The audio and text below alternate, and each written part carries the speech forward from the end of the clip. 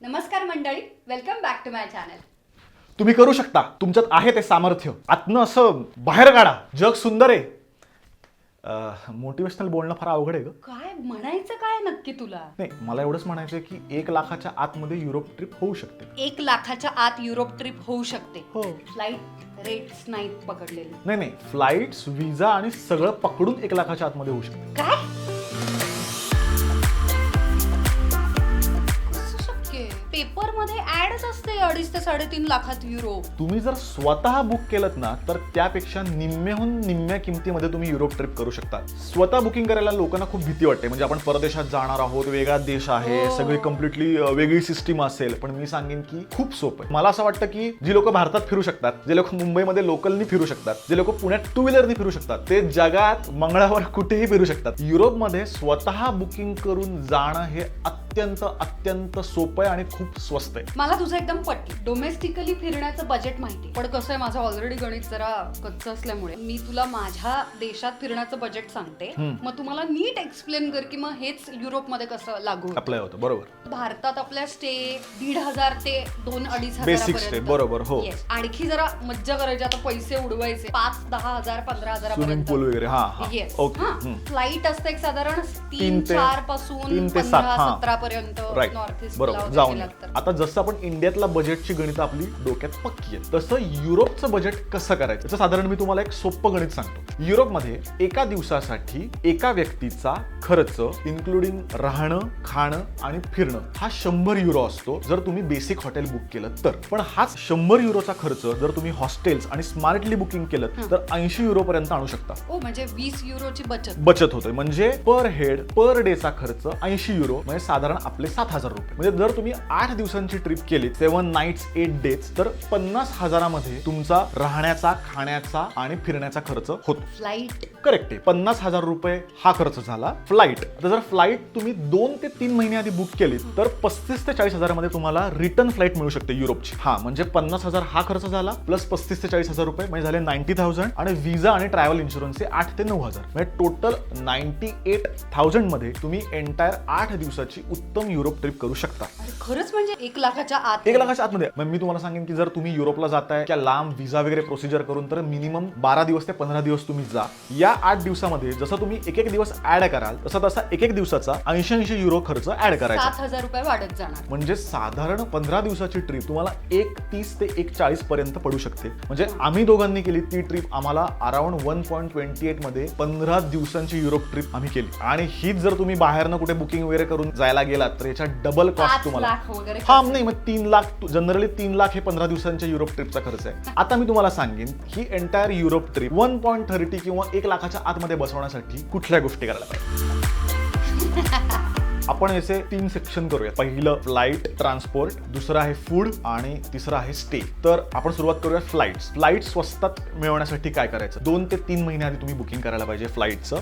Idea अशी पण करता येईल तुम्हाला, जर तुमची आयटिनरी पक्की नसेल, म्हणजे बाबा मला पॅरिसला जायचंय का आधी रोमला जायचंय, हे तुमचं काही जर पक्क नसेल तर गुगल फ्लाईट्स वरती जायचं आणि मुंबई पासून डायरेक्ट युरोप सर्च मारायचं. सगळ्या फ्लाईटचं कंपॅरिझन येतं. म्हणजे असं ॲब्रप्टली कुठला डे किंवा डेट नाही. डेट आणि डेट टाकू शकता तुम्ही, पण डेस्टिनेशन कुठलंही पक्क नाही. युरोप डायरेक्ट टाकायचं. आणि त्यातलं सगळ्यात स्वस्त डेस्टिनेशन वाली फ्लाईट, कारण बऱ्याच वेळा ऑफर पण चालू असतात, जे सगळ्यात स्वस्त डेस्टिनेशन वाली जी फ्लाईट असेल ती सरळ पकडायची आणि बुक करायची आणि त्याप्रमाणे आयटिनरी प्लॅन करायची. म्हणजे फ्लाईट रेट्स प्रमाणे तुम्ही आयटिनरी पक्की करायची. म्हणजे जर असं असेल की पॅरिसची फ्लाईट बाबा एकदम 30,000 आहे आणि ॲम्स्टरडॅमची तीच फ्लाईट 42,000 आहे, तर मग सुरुवात तिथनं करा ना तुम्ही. तशी आयटिनरी प्लॅन करा.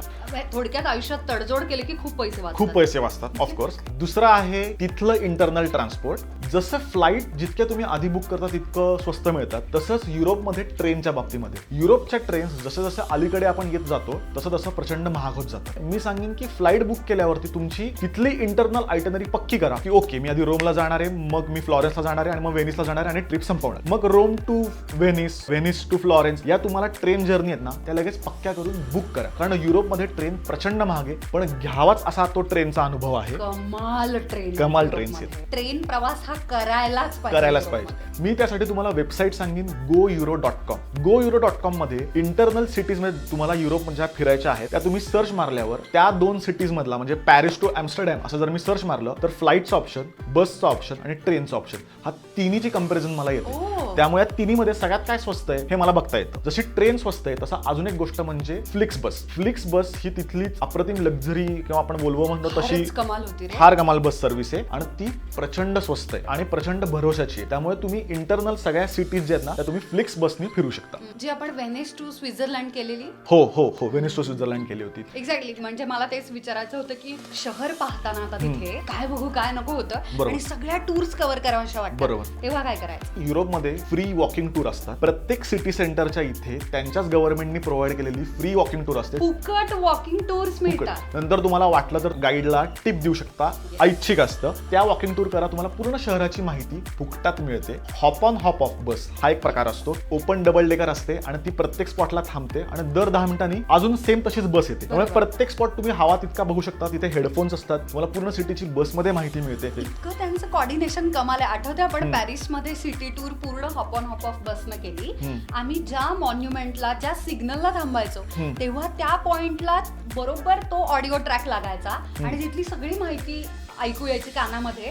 तुम्ही लँग्वेजेस सिलेक्ट करू शकता. जोई आणि चॅन्डलर लंडन मध्ये ज्या बसनं फिरले ती हॉप ऑन हॉप बस. या गोष्टी जर तुम्ही केल्या तर तुम्हाला प्रचंड स्वस्त मिळते. कारण टॅक्सी प्रचंड महाग आहे युरोपमध्ये. प्लीज टॅक्सी करू नका. चालणं तर सगळ्यात बेस्ट ऑप्शन आहे. माझा सगळ्यात आवडीचा ऑप्शन हा आहे. सिंगल जर्नी तिकीट आहे ना ते खूप महाग मिळतं. ट्रॅमचं असेल, मेट्रो ट्रेनचं असेल. बेस्ट ऑप्शन काय करायचा, तुम्ही जर 3 दिवस त्या ठिकाणी असाल किंवा 4 दिवस असाल, 3 दिवसाचा एकदम पास काढायचा. तुम्ही एंटायर पास जेव्हा काढाल तेव्हा ते प्रचंड स्वस्त मिळतं तुम्हाला. मला याच्यासाठी परफेक्ट उदाहरण व्हेनिसचा पास तू कसा हो, काढला. व्हेनिसला पाण्याने जोडलं गेलेलं शहर आहे आणि व्हॅपॅरेटो म्हणजे पाण्यावरची बस त्यांची आहे. सिंगल तिकीट काढलं तर तुम्हाला 8 युरोला पडतं. पण आम्ही 4 दिवसाचा पास कधीही कितीही 24 तास कुठेही फिरू शकता. तो आम्हाला 30 युरो पर हेड मिळाला. त्यामुळे जर तुम्ही कलेक्टिव्ह पास काढलात ना युरोपमध्ये तर तो तुम्हाला खूप स्वस्त मिळतो. पब्लिक ट्रान्सपोर्टचा पास हा तुम्हाला ऑनलाईन अवेलेबल आहे आणि मी सांगेन की जितकं ऑनलाईन बुकिंग करता येईल तितकं ऑनलाईन बुकिंग करा. कारण ऑनलाईन ऑफर्स असतात आणि जे ऑनलाईन टाइम टेबल्स असतात ते तिथे फॉलो केले जातात. हो, त्यामुळे आपल्याला सगळं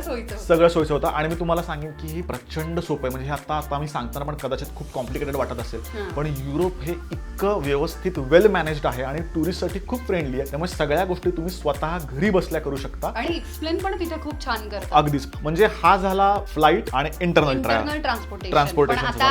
येस. फूड रेस्टॉरंट्स खूप महाग आहे. त्यामुळे शक्यतो जर स्वस्तात करत असेल तर मॅकडॉनल्ड, सबवे हे ज्या आपल्या चेन आहेत त्या फॉलो करा जर तुम्हाला पैसे वाचवायचे असतील तर. येस. युरोपमध्ये फास्ट फूड वरती अवलंबून राहावं लागतं. त्याला पर्याय नाही. कारण की फास्ट फूड जे मल्टीनॅशनल चेन्स आहेत, सबवेज, मॅकडॉनल्ड, केएफसीज, तर या सगळ्या चेन्सचे रेट्स जे आहेत ते ऑलमोस्ट सेम येतात प्रत्येक देशामध्ये. मग हॉट चॉकलेट बनट्या ग्लास मारायचा आणि मग चालायचं वगैरे असे आम्ही खूप किडे केलेले. त्यानंतर 17 किलोमीटरची सायकलिंग टूर आपण सॅलड आणि फ्रेंच फ्राईज वरती केलेली. हा, आणि सॅलड पण मी तुम्हाला सांगेन की रेस्टॉरंटमध्ये जाऊन घेण्यापेक्षा कुठलीही गोष्ट तुम्ही सरळ सुपर मार्केटमध्ये जा. आणि शक्यतो जर तुम्ही असं ठिकाण राहायसाठी निवडलं की जिकडे ओव्हन आहे, किचन आहे जे तुम्ही वापरू शकता तर त्याच गोष्टी घेऊन तुम्ही ओव्हन मध्ये गरम करू शकता. आणि म्हणूनच शक्यतो अशा पद्धतीचे हॉस्टेल्स किंवा स्टेज बघायचे की जिथे किचनचा ऍक्सेस तुम्हाला मिळेल. आपण गरम उकळतं पाणी करू शकतो असा एक जार मिळतो विकत. तो खूप स्वस्त आहे, 400-500 रुपयाला मिळतो.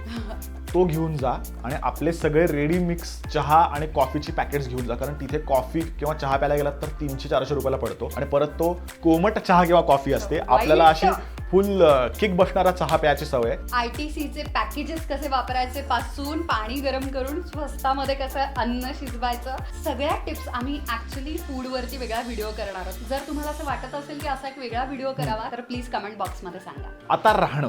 Booking.com अप्रतिम वेबसाईट आहे. ऑप्शन्स खूप चांगले स्वस्तातले मिळतात. तिथे ऑप्शन्स पण असतात की होमस्टे, हॉस्टेल्स, माझं बजेट इतकंच आहे हे तुम्ही फिल्टर सेट करू शकता आणि Booking.com वरनं तुम्ही बुक करा. शक्यतो आपण आपल्या देशामध्ये कधीही हॉटेल रेल्वे स्टेशन किंवा बस स्टँड जवळचं घेत नाही. एक्झॅक्ट उलट तुम्ही युरोपमध्ये करा. कधीही हॉटेल बुकिंग हे सिटी सेंटर किंवा ट्रेन स्टेशन याच्या जवळ करा. तिथला एरिया उत्तम असतो. मुख्य म्हणजे तुम्ही बॅग घेऊन चालत चालत तुमच्या हॉटेलमध्ये जाऊ शकता. सगळा पब्लिक ट्रान्सपोर्ट ऍक्सेस तिथनं अतिशय जवळ असतो. त्यामुळे कधीही कुठलंही hotel near to the train station किंवा सिटी सेंटर तर तुम्ही एंटायर सिटी तुम्ही अगदी चालत चालत सुद्धा फिरू शकता. बरोबर. मला कोणीतरी विचारलेलं की मुलगी बरोबर असेल तेव्हा सेफ्टी खूप महत्वाची असते. त्याच्यामुळे हे Booking.com वरून केलेलं किंवा Airbnb तर इज इट सेफ आहेत. पण सगळ्यात उत्तम गोष्ट म्हणजे तुम्ही रिव्ह्यूज वाचा. जसं रेटिंग्स काय Booking.com वरती पण रेटिंग असतं. शक्यतो 7च्या पुढे रेटिंग असणारी हॉटेल्स प्रेफर करा. Airbnb वरती सुद्धा प्रॉपर कमेंट्स दिलेले असतात. तो एरिया कुठला आहे ते पण दिलेलं असतं. त्यामुळे तसं सेफ असतात.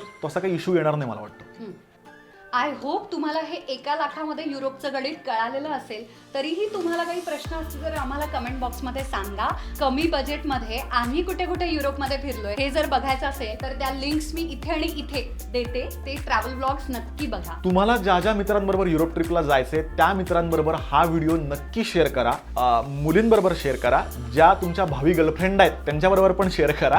आणि माझ्या उर्मिला निंबाळकर चॅनलला न विसरता सबस्क्राईब करा. आहे तुमच्यात, तुम्ही करू शकता. साहस